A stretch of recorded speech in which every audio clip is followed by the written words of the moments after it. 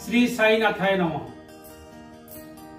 मु भाविबु लागिली जे बाबा हेमाड पंथ नाम मते कहीं संबोधित कले।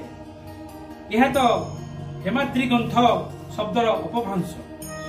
हेमाद्री पंथ देवगिर जादव राजवंशी महाराज महादेव एवं रामदेव प्रसिद्धि मंत्री थे। से उच्चकोटर विद्वान उत्तम स्वभाव व्यक्ति थे, जहाद्वारा रचित चतुर्भग चिंतामणि एवं राजा प्रशस्ति काव्य उच्च प्रशंसित होता। हिसाब किताब रक्षार से नूतन प्रणाली आविष्कार करथिले एवं खातापत्र काम पद्धति प्रचलन आरंभ करथिले।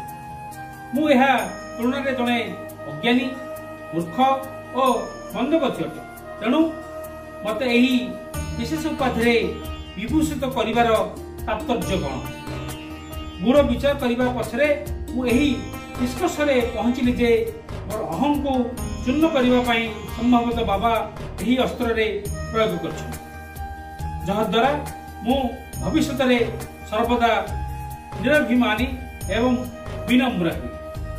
पुणी यही द्वंद्वात्मक भावना आसला जे मोर बाक चातुर्य प्रशंसा करी हुए तो से कहते परे अवश्य एक कथा प्रतीत है जे बाबा द्वारा हेमाड पंथ उपाधि विभूषित किपरि तात्पर्यपूर्ण एवं भविष्य द्रष्टार परिचायक थिला।